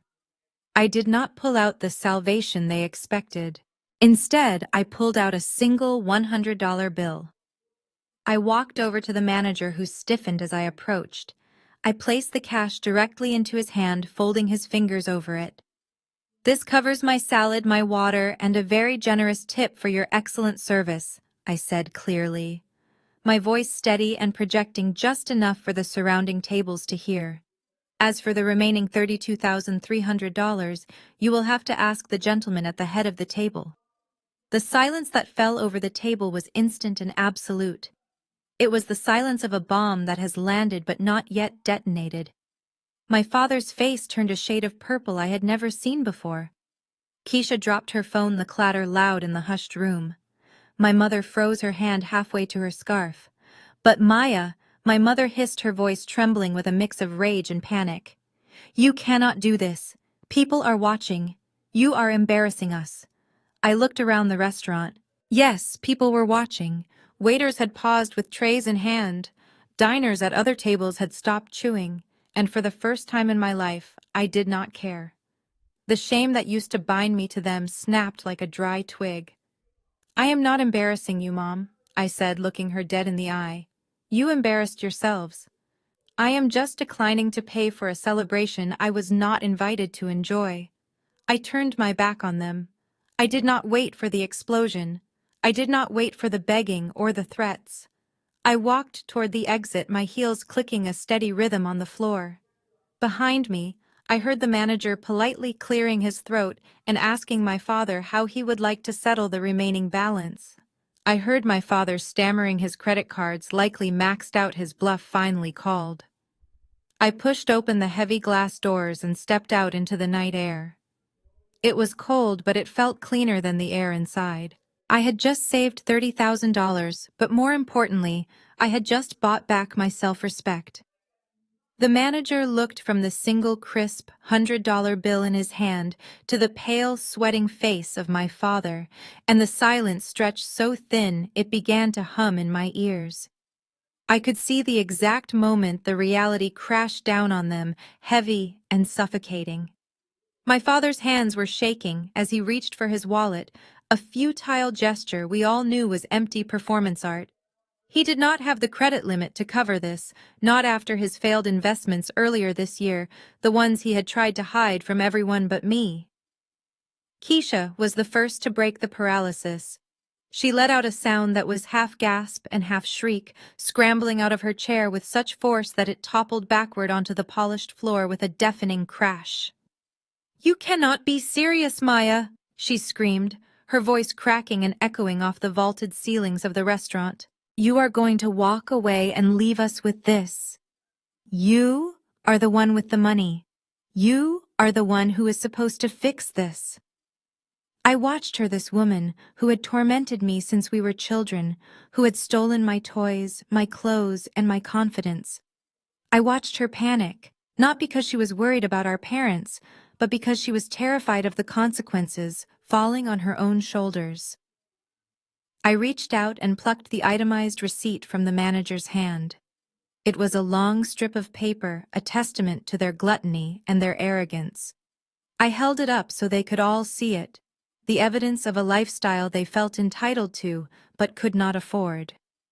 "This is not a bill," I said, my voice calm, contrasting sharply with the rising hysteria in the room. "This is a mirror. Look at it. This is who you are: greedy, selfish, empty." And then, with deliberate slowness, I tore the paper down the middle. The sound was sharp and final. I put the two halves together and tore them again. And again. I let the confetti of their debt rain down onto the pristine white tablecloth, landing among the unfinished lobster and the dregs of the expensive wine. That was the spark that ignited the powder keg. My mother, who had been sitting frozen in shock, suddenly surged forward. Her face was twisted into a mask of pure, unadulterated rage, stripping away the refined facade she had worn for decades. For the first time, the socialite mask was gone, revealing the bitter, cruel woman beneath. "You ungrateful little witch!" she shrieked, lunging across the table. Her hand was raised, fingers curled into claws aiming for my face. It was a motion I remembered from my childhood, a threat that used to make me cower in the corner of my bedroom. But I did not cower today. I did not even flinch. I just stood there and watched her come at me, detached as if I were watching a scene in a movie. But she never reached me. Before her hand could make contact, a large hand clamped down on her wrist. Two security guards, burly men in dark suits, who had been discreetly monitoring the escalating volume from the corners of the room, had stepped in. One held my mother back while she thrashed against him, screaming obscenities that made the other diners gasp. "Madam, you need to calm down immediately," the guard said, his voice deep and authoritative. "Assault is a criminal offense, and we will not hesitate to call the police." "Get off me!" my mother yelled, her dignity completely shattered. She pointed a trembling finger at me. "Arrest her. She is the one stealing from us. She is abandoning her family. Make her pay." The manager stepped forward, his face stern. "Miss Maya has paid for what she consumed," he stated coldly. "You, however, have a balance of over $30,000. And if you cannot settle it right now, I will have no choice but to involve the authorities for theft of services." The color drained from my father's face, leaving him looking gray and old. Keisha was sobbing now, loud, ugly tears clutching her designer bag, as if it could save her. My mother went limp in the guard's grip, the fight leaving her as the humiliation finally pierced through her rage. I looked at them one last time. The restaurant was silent again, but this time it wasn't the silence of anticipation. It was the silence of judgment. Every eye in the room was on them. They were finally seeing themselves as I had seen them for years. Broken, pathetic, and alone. I turned to the security guard who was shielding me. "Thank you," I said softly. I did not look back at the table. I did not look back at the wreckage of my family. I walked toward the heavy glass doors, the sound of Keisha's wailing fading behind me. As I pushed the doors open, I heard the manager's voice one last time, asking my father to step into the office to wait for the police. I walked out into the cool night air and took a deep breath. It tasted like freedom. It tasted like justice. For the first time in 35 years, I wasn't the one paying the price for their mistakes. I hailed a cab, gave the driver my address, and as the city lights blurred past the window, I didn't feel a shred of guilt. I only felt lighter. The bridge wasn't just burned. I had blown it up, and the view from the other side was magnificent. I had barely taken 3 steps toward the curb when the automatic doors hissed open behind me. I expected the security guards to be dragging me back, or perhaps the police arriving with sirens blazing. Instead, the air shifted. A hush fell over the entryway that was even more profound than the silence inside the dining room. Walking through the doors was a man who radiated the kind of authority that does not need to raise its voice. It was Julian, the regional director for the entire hospitality group that owned this restaurant, along with 20 others across the state. He was a man my father had tried to get a meeting with for 5 years and failed every single time. My father, seeing him emerge, seemed to inflate with a sudden desperate hope. He pushed past the restaurant manager, straightening his disheveled tie, assuming that a man of Julian's stature was coming to restore order and punish the person causing the scene. Keisha pointed a shaking finger at me, her mascara running down her cheeks. "There he is," she shouted, her voice shrill and ugly. "That is the man who runs this place. Tell him, Dad. Tell him his staff just let a thief walk out the door." My mother adjusted her shawl, composing her face into a mask of tragic victimhood. "Sir," she called out, stepping toward him, "we have been treated appallingly. That girl there refused to pay her share and caused a scene. We demand that she be detained." Julian did not even glance at them. He walked past my father as if he were a piece of furniture. He ignored Keisha's pointing finger and my mother's indignation. He walked straight toward me, his stride purposeful and urgent. The security guards, recognizing him, instantly stepped back and lowered their heads in deference. My family watched, a confused smirk beginning to form on Keisha's face, likely thinking he was marching over to personally ban me from the premises. But then, the impossible happened. Julian stopped 3 feet in front of me. He buttoned his suit jacket, stood up straight, and then bowed. It was not a mocking bow. It was a deep, respectful inclination of his head, the kind reserved for royalty or the person who signs the paychecks. "Good evening, Chairman," he said, his voice clear and respectful. "I was not informed you would be visiting the flagship location tonight. If I had known, I would have prepared the private suite personally. Is there a problem with the service?" The world seemed to stop spinning. My father's jaw literally dropped. Keisha's smirk froze, and then shattered into a look of absolute bewilderment. My mother blinked rapidly, looking from Julian to me and back again, her brain unable to compute the data it was receiving. "Excuse me," my father sputtered, laughing nervously, a dry, terrified sound. "Sir, I think you have made a mistake. That is just Maya. She is nobody. You must be confusing her with someone else. She is just my daughter." Julian slowly turned his head to look at my father. His expression was one of icy disdain, the look one gives to a rude stranger interrupting a private conversation. "I do not make mistakes regarding the owner of this corporation," he said coldly. "This is Maya Sterling, the majority shareholder and the chairman of the board. And if she is unhappy, then we all have a very serious problem." I watched the color drain from my family's faces. It was not just pale, it was the gray of ashes. For years they had called me a failure. For years they had mocked my small business, never realizing that the small business was a holding company that had been quietly acquiring assets all over the city. I looked at Julian and then at the trembling figures of my parents. "There is a problem, Julian," I said, my voice calm and commanding. "These people are disturbing the peace. Please ensure they settle their bill and then have them removed. I do not want them in any of my establishments ever again." As I turned to get into the cab, I heard my father whisper my name, but it sounded like a ghost. The realization was finally hitting him. He hadn't just lost a daughter. He had just declared war on the most powerful woman in his world. I stopped, my hand hovering over the door handle, and slowly turned back around. The look on my father's face was a mixture of horror and confusion that would have been comical if the situation weren't so pathetic. He was looking at Julian and then at me, trying to reconcile the daughter he had bullied for decades with the woman who now held his financial reputation in her hands. The silence in the restaurant was heavy, broken only by the soft clinking of silverware from the far corner, where a few diners were trying to pretend they weren't witnessing a family implode. I walked back toward the table, my steps slow and deliberate. The restaurant was dead silent now. Every diner, every waiter, and even the kitchen staff peeking out from the back was watching.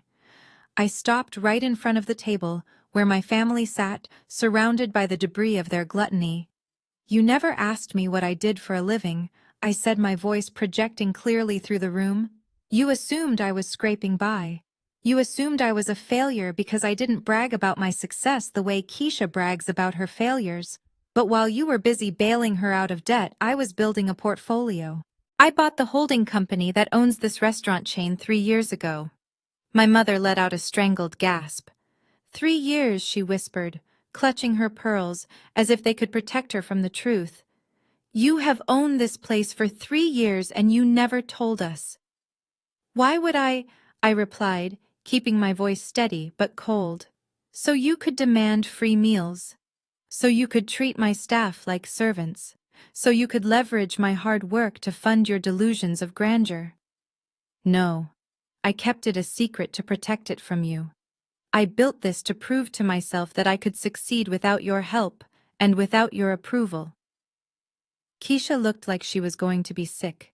She looked at the unfinished lobster on her plate, and then up at me, realizing that she had just tried to humiliate the owner of the establishment she was sitting in. The arrogance that had defined her face for my entire life was replaced by a stark, terrified realization of her own powerlessness. "Julian," I said, turning to the regional director who was standing at attention, "secure the exits. No one leaves this table until the bill is settled in full. If their cards are declined, call the authorities immediately. Treat them exactly as you would any other customer who tries to steal from us." "Yes, Madam Chairman," Julian replied, gesturing to the security guards who moved to block the main doors, crossing their arms over their chests. My father stood up, his face red with indignation, but his eyes darting around the room in panic. "You cannot do this, Maya," he shouted, his voice cracking. "We are your family. You cannot hold us prisoner in your own restaurant. This is illegal. This is madness."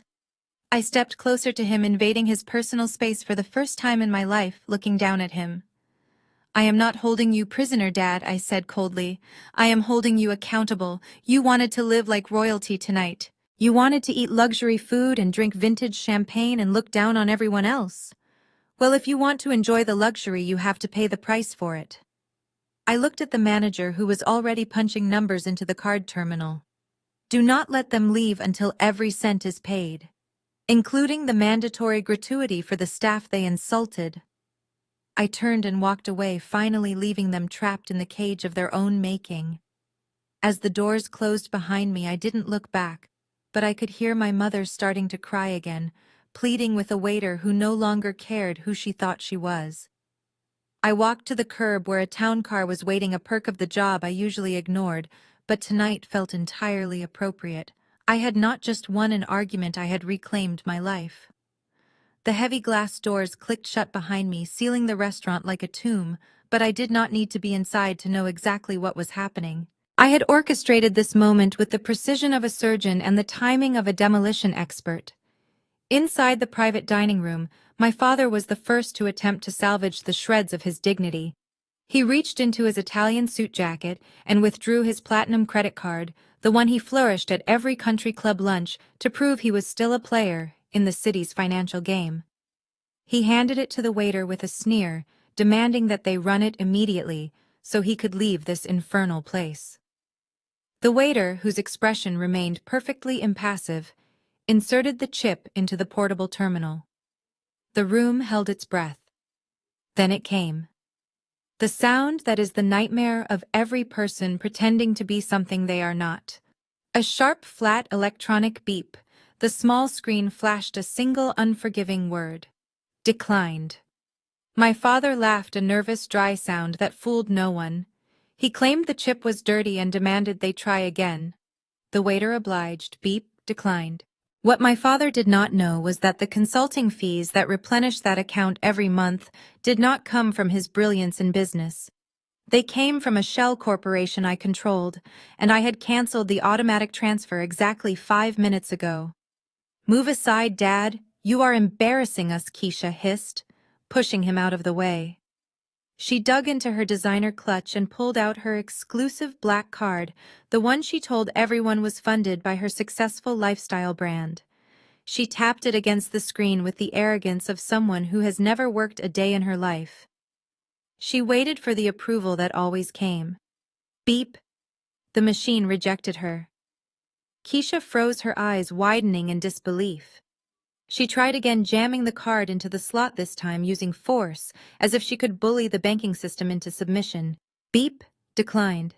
She didn't realize that her lifestyle brand was operating at a massive loss, and I had been quietly covering the deficit for 3 years to keep her from asking me for loans.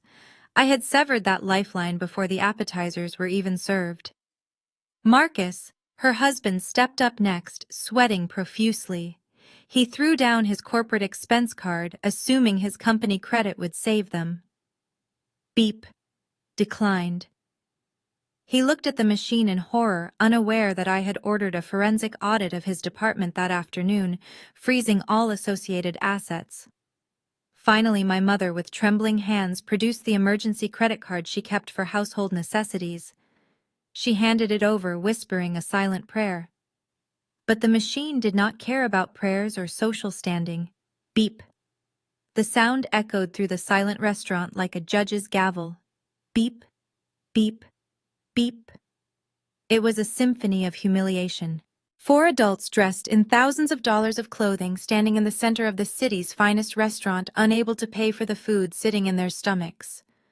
The other diners were no longer pretending not to watch.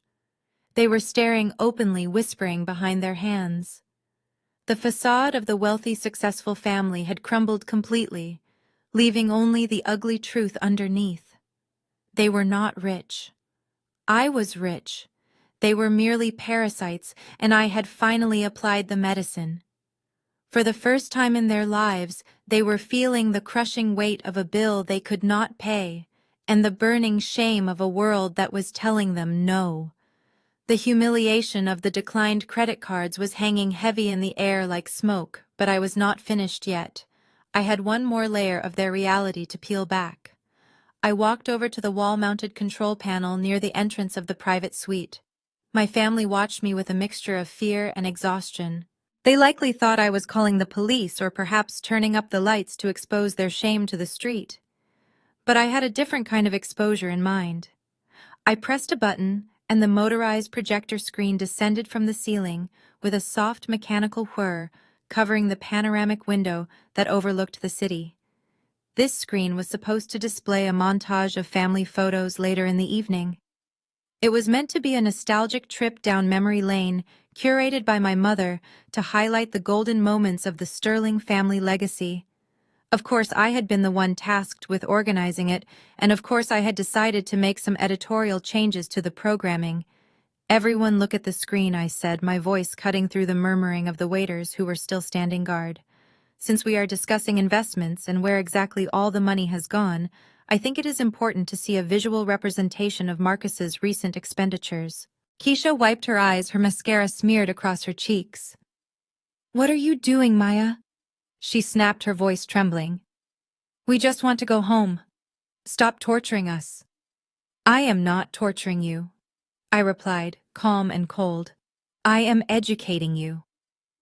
I tapped the play button on the tablet connected to the system. The high-definition projector flared to life. The image was crystal clear. It was footage from a security camera, but the quality was pristine 4K resolution because, as I mentioned earlier, I spared no expense in my establishments. The timestamp in the corner of the video showed a date from just 3 days ago. The video showed a couple sitting at a romantic corner table. Not just any table, but table 4, which is widely known as the proposal table in this very restaurant. The man was Marcus. He was laughing, leaning forward with a look of adoration that Keisha probably hadn't seen in 5 years. But the woman sitting across from him wasn't Keisha. It was a woman with long red hair and a distinctively loud fashion sense. The room went deadly silent. Even the waiters looked away uncomfortable with the intimacy of the betrayal being broadcast at 60 inches wide. "Is that Keisha?" whispered her voice barely audible. "Is that Chloe?" Yes, it was Chloe. Keisha's best friend since college, the maid of honor at her wedding, the godmother to her non-existent children, the woman Keisha confided in every single day. On the screen, Marcus reached across the table and took Chloe's hand. He kissed her knuckles. Then he reached into his jacket pocket, the same jacket he was wearing right now, and pulled out a small velvet jewelry box. He opened it, revealing a diamond bracelet that glittered under the restaurant lights. Chloe squealed with delight in the video and leaned over to kiss him passionately. I paused the video right on the freeze frame of their lips touching. Keisha let out a sound that was less like a scream and more like a wounded animal. She turned slowly toward her husband, who had turned a sickly shade of green.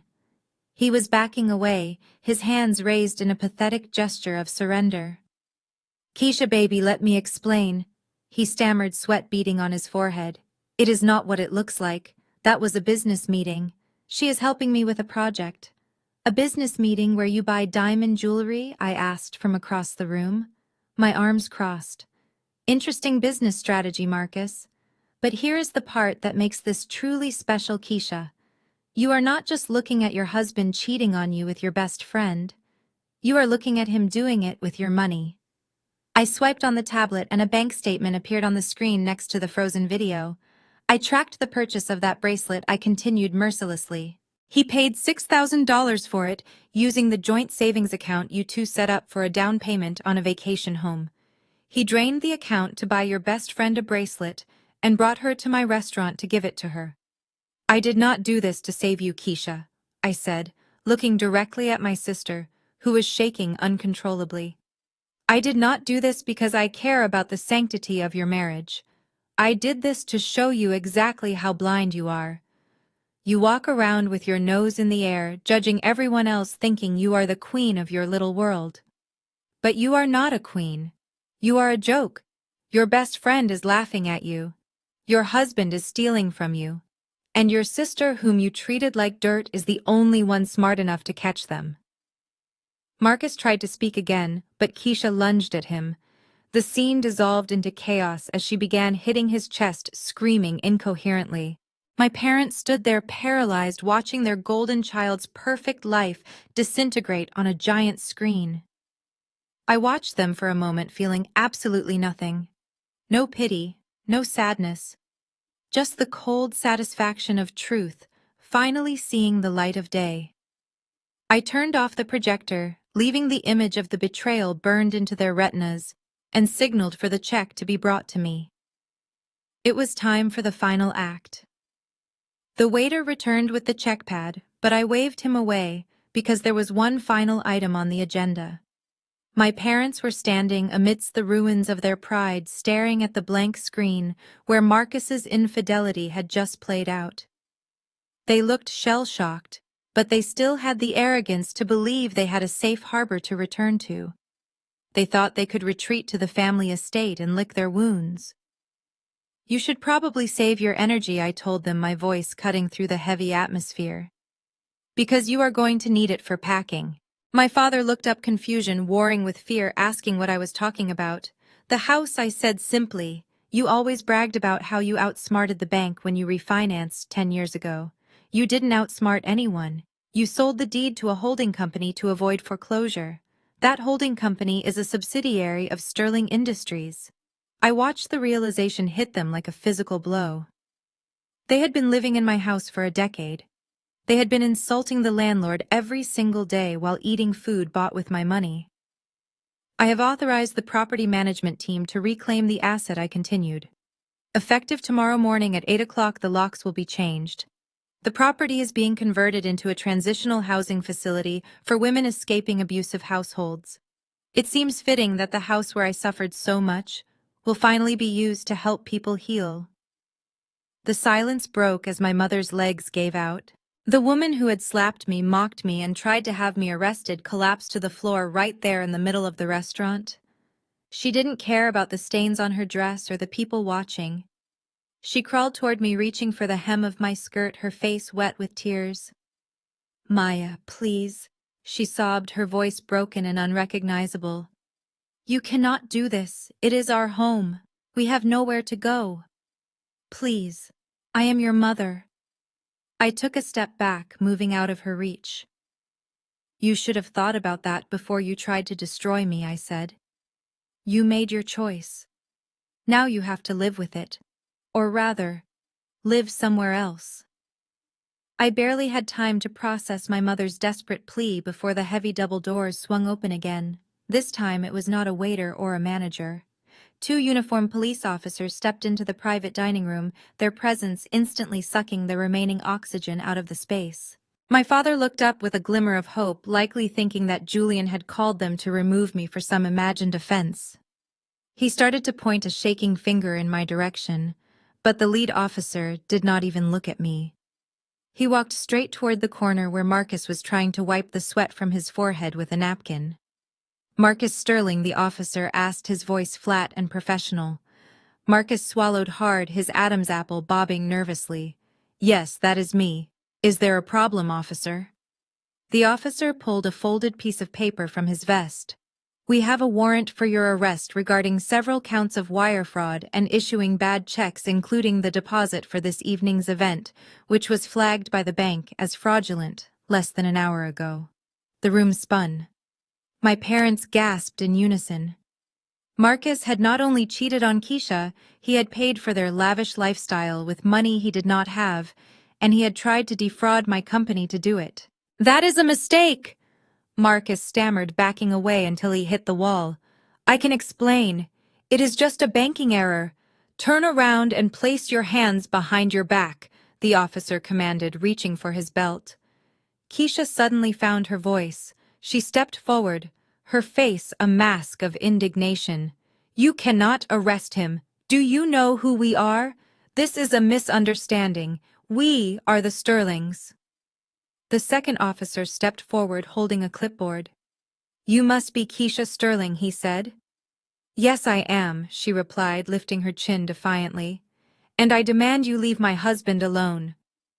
The officer looked at the clipboard and then back at her.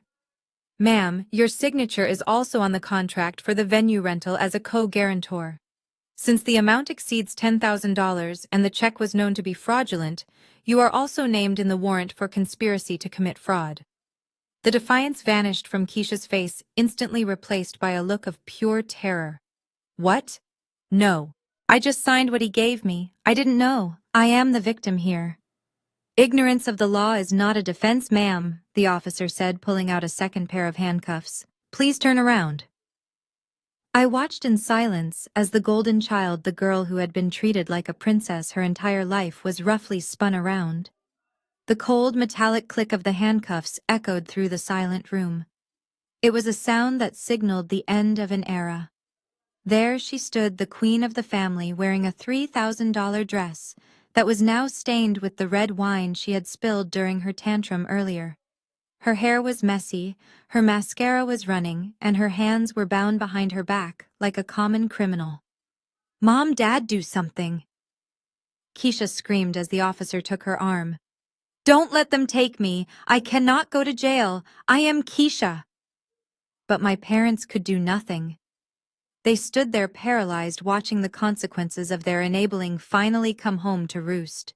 They had raised a daughter to believe she was above the rules, and a son-in-law who thought he could buy respect with fake money. Now they were watching them both being led away, leaving nothing behind but an unpaid bill and a shattered legacy. I took a sip of my sparkling water, watching the parade of disgrace exit the room. The princess had not just lost her castle, she had lost her freedom. As the red and blue lights of the police cruisers faded into the distance, taking my sister and her husband to a place where their entitlement would hold no currency, the atmosphere in the private dining room shifted with nauseating speed. The heavy silence that had followed the arrests was broken not by comfort for my grieving parents, but by the shuffling feet of the extended family. These were the aunts, uncles, and cousins who had spent the last 3 hours eating my food, drinking my wine, and laughing at my expense. They had sat in comfortable silence while Keisha mocked my clothes and my father belittled my career. But now, seeing the handcuffs and hearing the titles, chairman and owner the wind in the room had changed direction, and they were desperate to adjust their sails. Aunt Linda was the first to move. She stepped right over the spot where my mother was still weeping on the floor, ignoring her completely to approach me. She put a hand on my arm, a gesture of intimacy that made my skin crawl, considering she hadn't hugged me since I was 10 years old. "Maya, sweetheart." She crooned, her voice dripping with a sickly artificial sweetness that tasted like spoiled sugar. "That was incredibly brave of you. I always told your uncle that you were the one with the real head for business in this family. We always knew you were the special one." I looked down at her hand on my sleeve.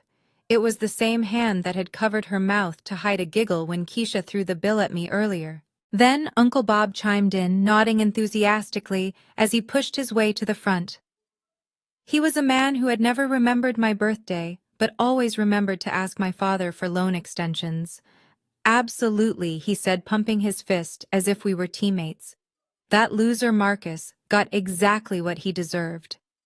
"You really saved the family reputation tonight, Maya." "Listen, I have some great ideas for franchising that I would love to run by you. Maybe we can grab lunch next week, just the two of us." It was a masterclass in hypocrisy. They were rats deserting a sinking ship, scrambling over each other to climb onto the only life raft available. They thought that because they shared a fraction of my DNA, they were entitled to share in my success. They thought I had forgotten the years of exclusion, the family vacations I wasn't invited to, the snide comments about my cheap car and my small apartment. They thought I was desperate enough for connection, that I would accept their scraps of affection now that they came wrapped in greed. I gently but firmly removed Aunt Linda's hand from my arm, as if it were something contagious. I took a step back, creating a clear physical boundary between me and the people who had watched me bleed for years without offering a bandage. "Stop," I said. I didn't shout. I didn't have to. The authority in my voice was absolute. "Do not try to rewrite history. I heard you laughing earlier. I saw you rolling your eyes when I walked in. You watched them abuse me for years, and you did nothing because it was easier to side with the bullies. You enjoyed the show as long as I was the victim." I looked around the room, making eye contact with every single one of them. My cousin Mike looked away. My Aunt Sarah fidgeted with her purse. "You are not my family." I continued, my voice cold and steady. "You are just people who share a last name. And right now you are trespassing." I pointed toward the open double doors where the staff was waiting. "Get out, all of you. This party is over, and do not bother trying to book a table here or at any of my other locations in the future. I am having the membership team add all of your names to the company blacklist effective immediately. You wanted to be on Keisha's side. You can follow her out." The shock on their faces was almost comical. The charm offensive had failed before it even started. They looked at me, and then at each other, realizing there was no room for negotiation. Slowly, they began to shuffle out, one by one. They didn't look at my parents, who were still huddled in their misery. They just walked out into the night, casting angry glances back at the luxury they had just lost access to forever.